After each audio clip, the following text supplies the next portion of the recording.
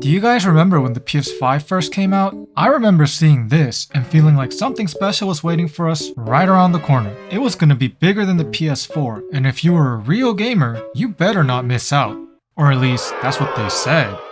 But then, things went kablooey. Everything was stuck in Kronos' trap during the COVID years, and the PS5 was hit directly with production issues and resellers hoarding the few copies that were being sold. And looking back, that was a sign from the stars that something was going wrong. You're making a mistake. But too bad for me, I was blinded like those weirdos who buy gamer girl bathwater or some shit.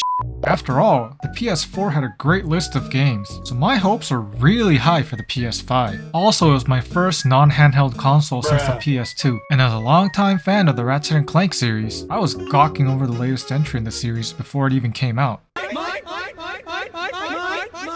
You know that sick feeling in your stomach when you realize something is slowly going in the wrong direction? Yeah, that's how I felt when the appetizer to Breath of the Wild released on Steam. I thought this was a PS exclusive from a Sony first-party studio. What? It's a scam! But hey, it was a PS4 game from like 2017 that felt like a perfect game for the PC audience. And we still had a really nice looking list of games coming to the PS5. Emphasis on had because games got delayed left and right or were outright cancelled. Some anticipated games still haven't seen the day of light, and from the looks of it, some may never. Don't you dare say that. But then something strange happened. I started seeing more and more PS exclusives on Steam, and I realized that I wouldn't have missed out on anything if I had just bought a used PS4 Pro for less than half the price. I mean, I would have missed out on a few games like Spider-Man 2, which by the way you can technically play on PC, or Final Fantasy Rebirth, but give those a few years and even they'll probably be on Steam. They ask you how you are, you just have to say that you're fine when you're not really fine. But If you can't tell, I was pretty upset. Not because I'm one of those sweaty console gamers, but because I felt robbed of an enjoyable experience. If I knew this was gonna happen, I would have saved my 7-year-old GTX 1050 from its torture chamber, not buy a PS5. One's obviously a smarter purchase than the other. And the nail in the coffin was the release of Rift Apart for Steam last year. This was the biggest reason I had bought the PS5. It was a signature launch title that was supposed to show off all the technical prowess of the PS5. It was Sony's answer to Breath of the Wild. Huh? Well, I guess this article was right after all. You were the chosen one! It was said that you would destroy this and not join them! My question is, what was Sony thinking?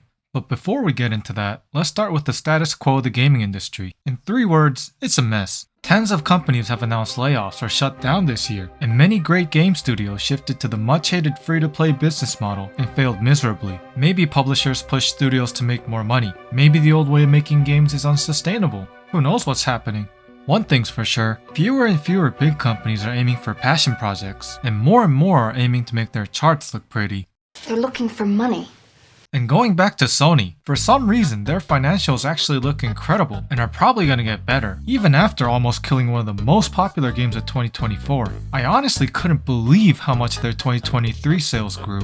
The list of first-party PlayStation games looks pretty darn thin, and this article sums up Sony's game plan beautifully. The platform holder expects an increase in non-first-party sales and a decrease in first-party, due in no small part to the fact that there will be no new entries from PlayStation's blockbuster franchises until the following fiscal year. I'd have people do my work for me. So basically, their revenue for 23 and 24 are heavily dependent on the video game industry. If a lot of good games come out, they're gonna have a great year. If not, they're gonna pretend to panic to satisfy their shareholders.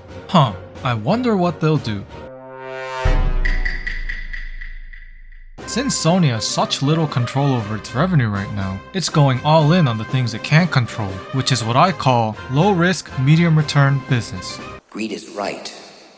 Greed works. Also known as layoffs and ports. Just take a look at all these big games that have been coming to Steam this year. You can't tell me that this is a coincidence. But again, if that's the case, what is Sony thinking? I mean, they already shot themselves in the foot by proving it's a dumb idea to get a PlayStation if you're on a low budget, right? It's not like I'm gonna die if I wait a few years to play a game. I've already got a ton of games that I haven't even installed. It's like Sony forgot what they were good at. The Xbox literally struggled because newer Halo games went to shit while banger PS exclusives started selling like crazy. And if they're gonna give up on being exclusive, they're gonna have to pull a switch, or else people are gonna catch on that the PlayStation's probably not a smart purchase. Unless...